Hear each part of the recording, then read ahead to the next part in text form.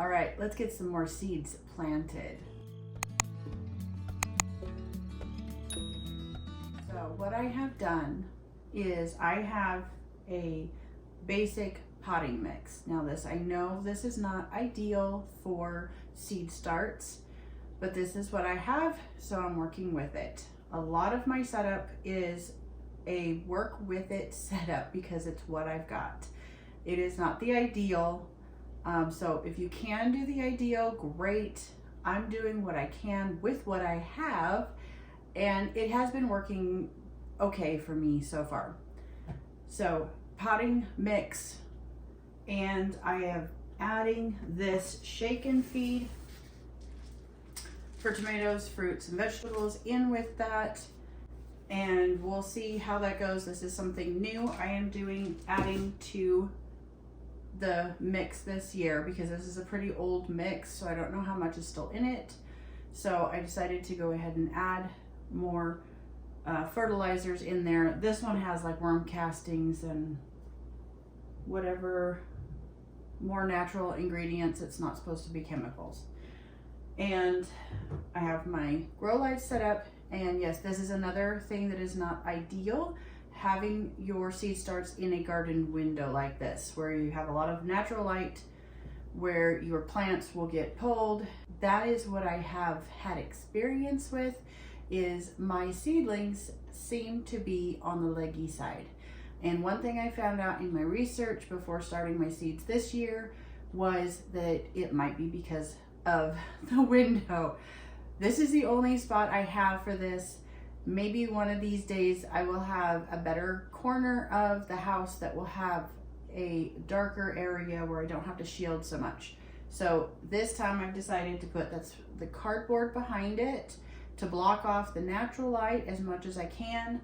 And then down here you can see I have another box that I've opened up, and that'll go on the front so that any other natural light coming from these other windows will not interfere, and the plants, once they do emerge, will be drawn to the grow light by itself and not be so leggy this year. But we will see. This is just an experiment, so we'll just have to see how it goes. Last year we had added the heating mat and the grow lights, which we hadn't had in previous years for seed starts. We had just had them in the windowsill. I had some cardboard and towels underneath them because it protrudes outside, and in North Idaho in February it is still very cold outside, and that bottom of that sill, that window, is pretty chilly. So my germination was very, very slow in previous years. So last year we added the grow mat, and using that again this year, and we added the grow lights. And these grow lights are just basic LED shop lights. That's all you really need. Just get the cheap LED shop lights. So these are the shorter ones. These are not 4 foot. I want to say they're like 3 foot, but I will put a link down in the description for all of the materials that I'm using, and then you can go and look at them and see if that's what you want. If I can find everything, I will see if I can find everything. I did not get all of these things on Amazon. These trays were either Ace Hardware, and some of them I think might have been bought at Tractor Supply. I don't remember. Mostly Ace Hardware for those. I think it was Ace Hardware for the Miracle Grow, and probably for the potting mix as well. They have a really good garden center here where I live. So that's what we have, because that was what I had available, and they were on a really good sale. So I stocked up on a bunch of them. So that's what we've been using for the last several years, is these little cells. There's 6 of them. So a 3 by 2. This seems to be a pretty good size for most of what we grow. Only a few things have to be transplanted into bigger pots before I can put them out in the garden. Let's get these seeds in some soil, why don't we? Okay, so this is what I have started so far. This is how I track everything. I write down what I have planted, I've started it indoors, and the date. And down here, we'll get to that in just a little bit. So what I have started so far, onions, peppers, tomatoes, fennel, rosemary, parsley, and basil. So those are all right here. And this is how I set my trays up. This is everything that I have planted. So my onions here. This was my short abbreviation for peppers here. So bell peppers. And then I did F for fennel, R for rosemary, B for basil, and then I did a P with a little R for the parsley since I already had a capital P here. So that's what is in the first tray that you saw in the windowsill, and that has the onions, peppers, fennel, and tomatoes. And then in this tray that I have still on the table here, I've already planted in this cell the rosemary, the basil, and the parsley. Okay, so what we are going to be planting today is I'm going to start some thyme, lobelia, lemon balm, yellow dock, nasturtiums, hollyhocks. From that organic pack, I have cayenne pepper, ashwagandha, and marshmallow.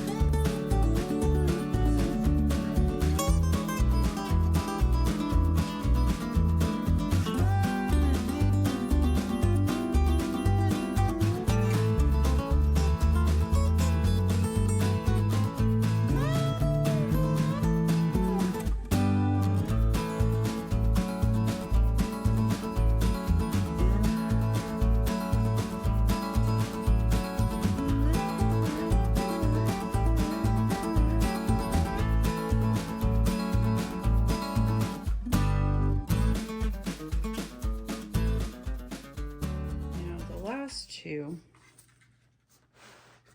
I'm going to plant. Let's see, we're gonna do yellow. I hate these big chunks.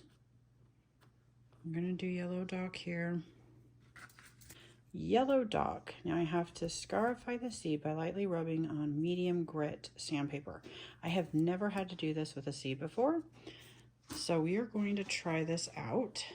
Let's move this out of the way a little bit. And I'm going to do this very gently because I have a very coarse sandpaper, but that's all I have right now.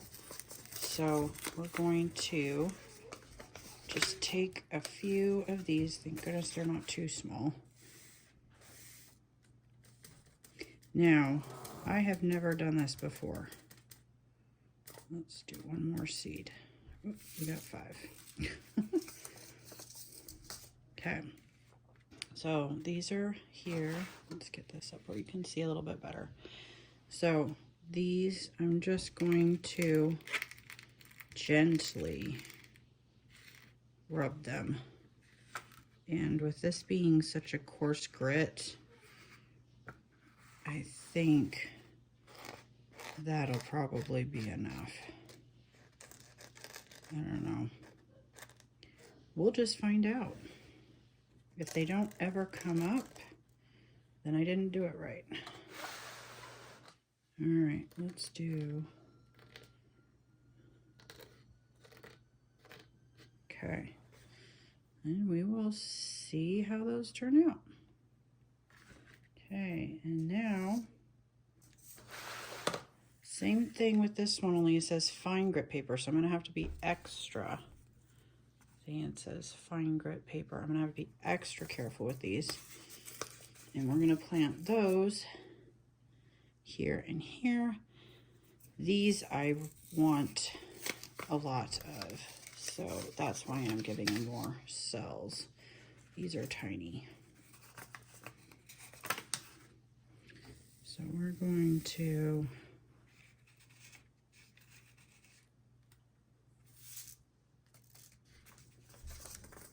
be very gentle with these.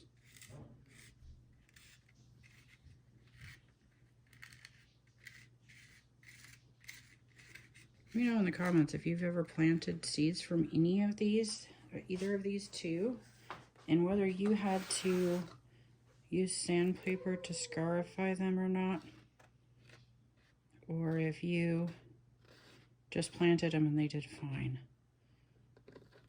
Whoops, I put way too many in that one. Okay, let's see if we can move some. Okay, well, that's where it is, because I can't even pick up any more of those. So let's get some more out to put in that other cell. Okay.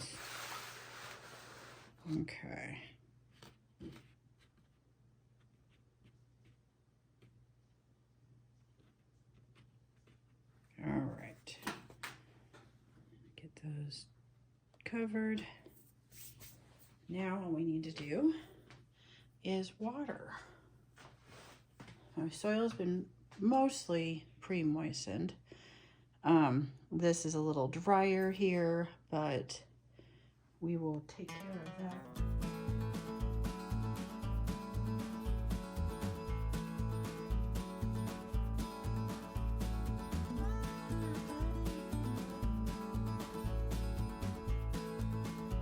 Now let's put this up in the window.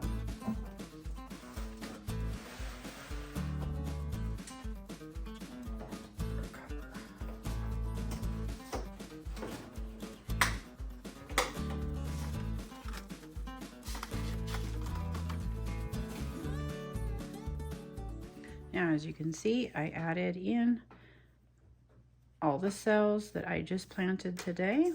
And here's my list here. And I will go through, fill in all of their germination times, and if the packet says how long till harvest. Not all of them do, so that may or may not be there. And then I'll fill this all in. All right, got that all filled out. Let's talk about these. These all needed to be cold stratified, or cold stratification for all of these. Elderberry, which we got on Amazon. We got huckleberry, skullcap, and echinacea. All needed to be cold stratified for anywhere between 30 and 90 days. So I have all of those in the fridge, which I will show you now. And once those have been in the fridge long enough, then we will plant them in those 4 cells that we saved. Hey, and for this cold stratification, I just have them in my fridge up here. Each one of them is in its own little pocket of paper towel that is moist. Looks like I need to probably add a little bit of water. Well, those might still be okay. So I have them each labeled what they are, and then that they went in on the 14th, and then they need to come out on April 10th. Then I'll start them in the seed cell. That's all for today. See you on the next one. Bye-bye.